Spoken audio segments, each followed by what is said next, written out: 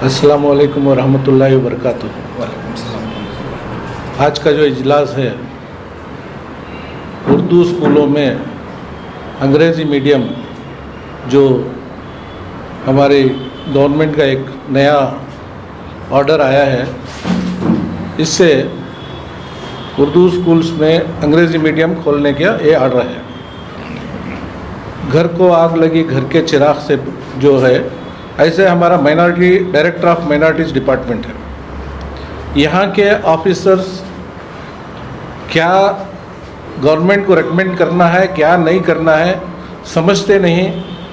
एकदम हमारे minority and other linguistic languages जो एक कमिश्नर ऑफिस में डिपार्टमेंट है, वहाँ पर उर्दू, तेलुगु, तमिल, मराठी ये 4 लैंग्वेजेस की वो एक ऑफिस है। वहाँ पर भी एक डायरेक्टर है। उस डायरेक्टरेट को इन्होंने रेकमेंड किया है कि उर्दू स्कूल्स में इंग्लिश शुरू करें, वो भी पहली जमात से 5वीं जमात तक। ये सरासर गलत है। क्यों बोले तो according to article 29 and 30 of our constitution, it is our fundamental right. हमारा फंडामेंटल राइट है कि हम अपनी मादरी ज़बान में बच्चे को 5वीं जमात तक पढ़ाना है, 1वीं जमात से 5वीं जमात तक। तो नेशनल एजुकेशन पॉलिसी में भी यही है कि 1 to 5th standard a child should learn in his mother tongue, तो अपनी मातृ ज़बान में पढ़ना है। तो ये डायरेक्टरेट ऑफ माइनॉरिटीज़ जो भी करते हैं, मैं उनसे गुजारिश करता हूँ पहले एक सर्वे करें फिर रेकमेंड करें। जहाँ पर बच्चे आबादी ज़्यादा है जो स्कूलों में, वहाँ पर सैंक्शन कर दिए हैं। क्या ये खेल खेल रहे हैं क्या? ये 400 स्कूल्स, बेंगलुरु नॉर्थ में 15 स्कूल्स, बेंगलुरु साउथ में 15 स्कूल्स, बाकी के पूरे 370 स्कूल्स पूरी कर्नाटका में, पूरी रियासत में इन्होंने करके हैं। इसमें जितने भी मेजॉरिटी स्कूल्स हैं वहाँ पर बच्चे ज़्यादा हैं। जहाँ पर स्कूल बंद हो रहे थे, जहाँ पर बच्चे नहीं, वहाँ क्यों नहीं किए? कितने उर्दू स्कूल बंद हो गए, वहाँ पर ये स्टार्ट करना था इंग्लिश मीडियम, मगर इन्होंने वहाँ पर नहीं किया। खाली फंड फंड फंड बोलते हैं। फंड जब उर्दू स्कूल्स हैं यहाँ पर, इनका फंड वहाँ पर ही जो फर्नीचर लाओ, फर्नीचर दो वहाँ पर। एक जैसा इन्होंने मौलाना आज़ाद स्कूल में फर्नीचर दिया है, ऐसे सारे स्कूल्स में फर्नीचर जो, तो अट्रैक्शन होएगा, एक बच्चे आएंगे स्कूल को, डेवलपमेंट होएगा। मगर ये नए नए स्कीम्स बना के फंड चालू करते हैं, इससे बहुत ही दुश्वारी हो रही है। ये जो कर रहे हैं, इसके कितने बच्चे जो TCH करे हैं, TCH करने के बाद उनको काम नहीं मिल रहा है। क्यों?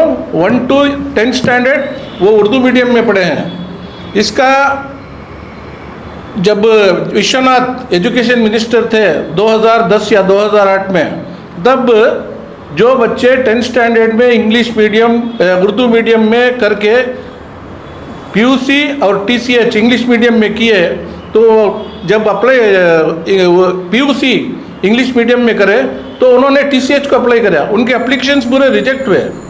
क्यों बोले तो अकॉर्डिंग टू रूल्स, ये student who learns in Urdu और other language, he should go to the same language में वो TCH कर। उसका आपको होना, तो मैं एक जवाब भी है, LH में क्वेश्चन डाला था मैं लेजिस्लेटिव असेंबली में, इसका जवाब भी आप में होना तो मेरे पास है, दे सकता हूँ।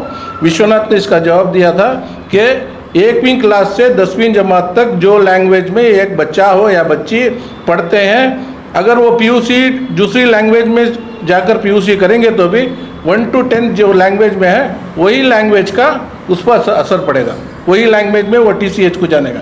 इसलिए अब हमारे बच्चे कितने TCH करके हैं उर्दू मीडियम में, उनको काम कहाँ मिलेगा?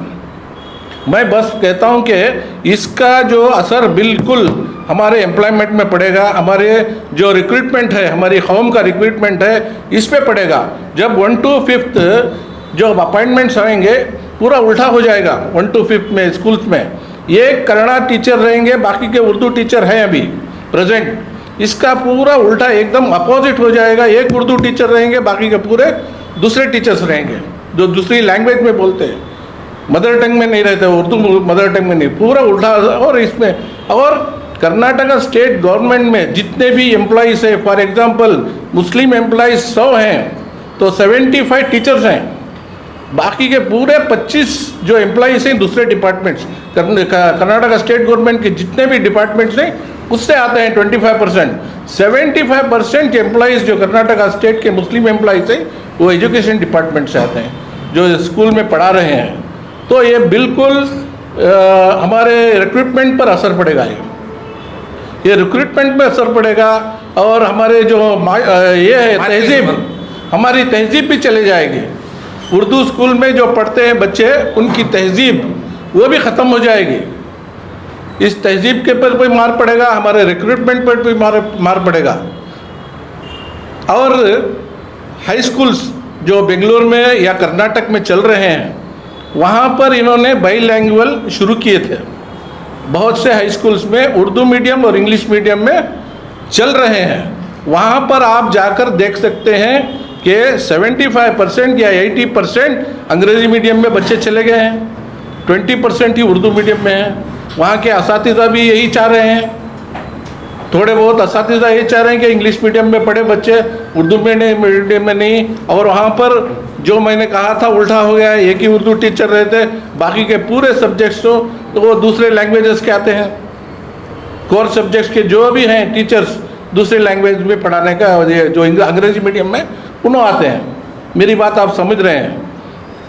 तो इस पे हमारे जो माशरा है और हमारा जो रिक्रूटमेंट है, इस पे सरासर बहुत ही असर पड़ेगा।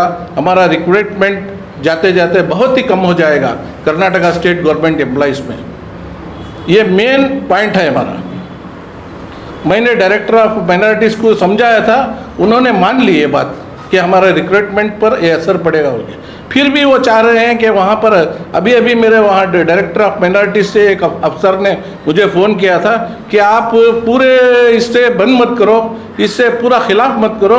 एक ऐसा सजेशन जो कि जहाँ पर बंद हो रहे हैं स्कूल, जहाँ पर 25-30 बच्चे हैं, वहाँ पर खोलने का एक सजेशन दो बोल के। ऐसा नहीं होता। बाईलैंग्वेज बोले तो पूरा फ्यूचर में ये। और आपको एक बात बताता हूँ, बहुत से स्कूल में 6 स्टैंडर्ड से इंग्लिश मीडियम चल रही है एट प्रेजेंट। तो उर्दू स्कूल्स में हो या कन्नड़ स्कूल्स में हो, 6 स्टैंडर्ड से इंग्लिश मीडियम चल रही है। वहाँ पर बच्चे पढ़ रहे हैं 6 स्टैंडर्ड में। वहाँ भी 2 सेक्शंस रहते हैं, एक उर्दू मीडियम रहते हैं, एक इंग्लिश मीडियम, अब 6 to 7th। और हाई स्कूल्स में बहुत से मेजॉरिटी हाई स्कूल्स में है। तो हमारी ये क्या है डिमांड, 1 to 5th आप कुछ भी नहीं करना है। जो उर्दू मीडियम में चल रही है उर्दू मीडियम में ही चलने दो। 6th और 7th आप चाहे तो बाईलैंग्वेज खोल सकते हैं, वहाँ पर इंग्लिश मीडियम आप चला सकते हैं 6 स्टैंडर्ड से। 1 to 5th आप किसी हालत से आप हमारा फंडामेंटल राइट है और नेशनल एजुकेशन पॉलिसी के तहत हमारा राइट है वो। तो 1 to 5th आप चाहे उर्दू मीडियम हो या चाहे कन्नड़ा मीडियम हो, उनको डिस्टर्ब ना करें। मैं बस यही चाहता हूँ और गुजारिश करता हूँ माइनॉरिटी डायरेक्टरेट ऑफ माइनॉरिटीज़ से कि आगे अगर कोई भी आप प्रपोजल देते हैं या नई स्कीम्स की, तो आप पहले सर्वे करें, उर्दू दान से राब्ता करें, उनसे एक मीटिंग करें, उनसे आप सजेशंस लेके उसके बाद गवर्नमेंट को आपकी नई स्कीम हो या कुछ भी हो आप दें। जितने भी आपने इसके बारे में आपने बताया, तो आपने अब तक क्या स्टेप लिया है? क्या आपने कोई सुझाव दिया है सरकार को? जैसे आपकी कमेटी है, कृपा है, इस कृपा जिस तरह के जितने भी कर्नाटका स्टेट में सर कह रहे थे कि he held a number of Zoom meetings with so many people across Karnataka. Have you taken any step?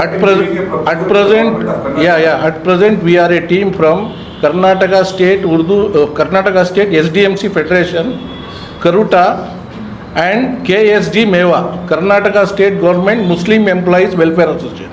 We have already given memorandum to Chairman Minority Commission, Director of Minorities, and Directorate and other minority languages, that is in Commissioner Office. And we have given a memorandum to Commissioner also. For your kind information, we can give the copies also. That we have given that please stop this. हमने उनसे directly गुजारिश किया है कि बाईलैंग्वेज भी नहीं चाहिए, कुछ भी नहीं है, बस ये ख़त्म कर दो इस स्कीम को। 1 to 5 जो चालू करना चाह रहे हैं आप, इसको ख़त्म करो बोल के हम एक स्कीम दी है। सर अभी जो 2021 का जो एजुकेशन ईयर जो स्टार्ट हुआ है जून 15 से, अभी एडमिशन भी कई स्कूल्स में स्टार्ट हुए हैं। अगर कोई स्टूडेंट आता है इस रूल के तहत, आप कह रहे हैं कि गैजेट नोटिफिकेशन आया है, तो क्या आप स्टूडेंट्स को ले रहे हैं या नहीं ले रहे हैं? क्योंकि आप गवर्नमेंट के ऑर्डर के तहत जा नहीं सकते। ये DDPA और BUO दबाव डाल रहे हैं टीचर्स पर। आप जल्द से जल्द इस स्कीम को शुरू करें। इस स्कीम में बच्चों को ले बोल के मैंने नॉर्थ DDPI वेंकटेश क्या नाम, उनको बात किया था। मैं नारायण जी को मैंने बात किया था। उन्होंने मुझे तसल्ली दी कि हम जब तक आपका काम नहीं होगा, हम टीचर्स को या HMs को, हेडमिस्टर्स को हम तकलीफ नहीं देंगे या दबाव नहीं डालेंगे कि वो उर्दू में इंग्लिश में एडमिशन्स लें। तो सबसे बड़ा नाम रहमान खान जो हमारे राज्यसभा के डिप्टी चेयरमैन थे, अगर आप देखें तो जो माइनॉरिटी के चेयरमैन थे, उनके टर्म में जो 5 साल हुआ, कौन सी हालत उर्दू की सुधर गई? जो भाई साहब कहते थे कि टॉयलेट रेडी नहीं, रहमान खान नहीं कांग्रेस के 70 साल में, मेरा पूरा सवाल सुनिए, कांग्रेस से आज के लेकर 70 साल में अगर पूरा देखें तो हिंदुस्तान का मुसलमान डेफिनेटली विक्टिम ही रहा है, victim of crisis, victim of justice, victim of everything he रहा है। लेकिन जो आवाज आप उठाते हो, जो लीडर्स को आप यहाँ पे आप स्टेज बना के देते, वो आते सिंपल गवर्नमेंट को ब्लेम करके चलते। उन्होंने क्या किया है कि उसकी वजह से आज हमारी हालत क्या है? मैं खुद उर्दू मीडियम का स्टूडेंट हूँ, मेरी माँ उर्दू की टीचर, मेरी बीवी मेरी टीचर, मुझे जज्बात है, इसलिए मैं यहाँ पे आपसे कोई सवाल कर रहा हूँ। नहीं, आपका सही वो हमारे लीडर्स आज हमारी उर्दू जुबान जिसके लिए आप इतना यहाँ पे जमकर बैठे हो, अगर उस वक्त वो स्ट्रॉन्ग करते तो आज भी हम रक्षणा विधि के जैसे कर्नाटका में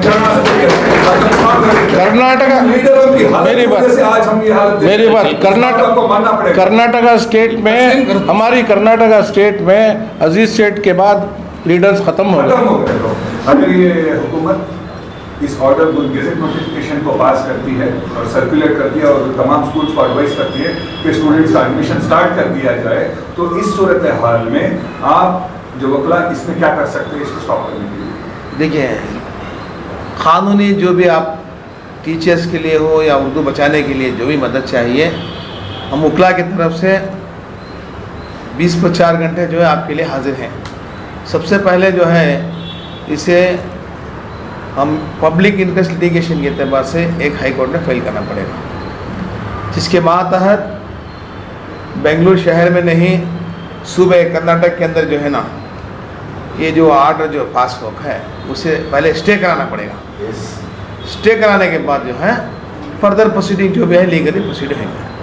सर दूसरा सवाल सर, अगर ये ज़बरदस्ती से इम्प्लीमेंट करते हैं तो वक्त के गुजरते गुजरते जो उर्दू में जिन्होंने तालीम हासिल किया, साइंस मैथमेटिक्स हर सब्जेक्ट में, तो उनकी टीचर्स की ज़रूरत नहीं पड़ती।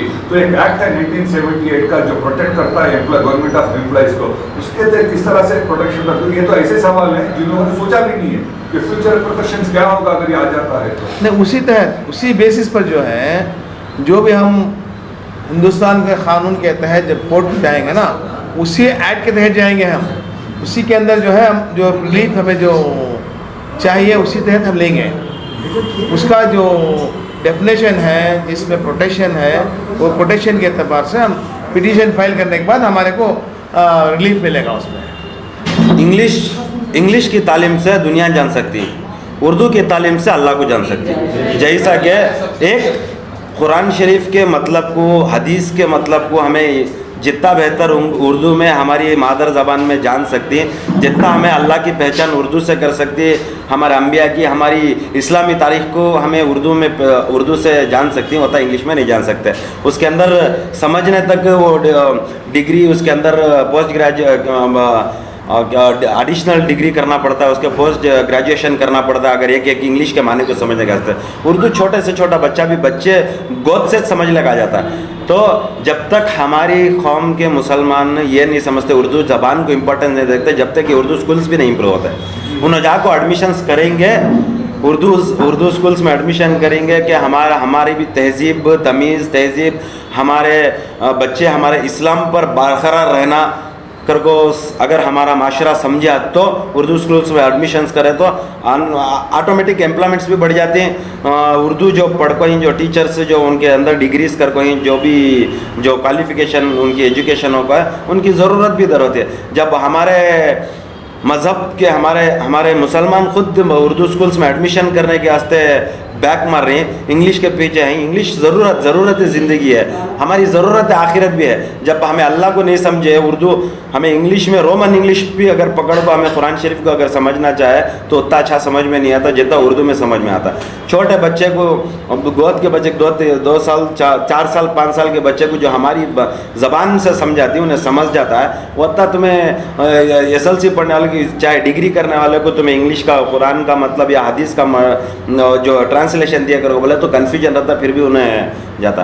तो हमें जब तक हमारे माशरे से इम्पोर्टेंस नहीं देते उर्दू हमारे बच्चे को, हर बच्चे को हमारे घर के मदर टंग सीखना बोले तो अगर हमारे बच्चे को दीनदार बनाना, हमें अल्लाह की तरफ भी आखिरत की तरफ भी मुतवज्जो करना, दुनिया में बाकी नहीं है तो ये उर्दू के ऊपर हमारे माँ बाप इंपॉर्टेंस देना है, बच्चों को एडमिशन करना। जब बच्चों को एडमिशन करेंगे तो टीचर्स भी अब रिक्वायरमेंट ज़्यादा हो जाता है। जब कौन भी अंगली नहीं कर सकता क्यों तो पॉपुलेशन जो स्टूडेंट्स का पॉपुलेशन बढ़ेगा कर को बोलेगा तो कौन भी पॉलिसी को भी अंगली नहीं कर सकता और स्कूल्स के वास्ते जो रिक्वायरमेंट्स रहती है हमें मेमोरेंडम पेश करे तो गवर्नमेंट देती है, नहीं दे तो भी मुसलमानों के पास काफ़ी पैसा उन्हें खुद दे लेती है। लेकिन जब तक हमें उर्दू को बैकवर्ड समझते हैं, हमारे दिल में आना उर्दू फ्रंटवर्ड रहना कर को उसे बैकवर्ड समझे तो जब हमारे दिमाग में बैकवर्ड रहेगा तो गवर्नमेंट क्या कर सकती है।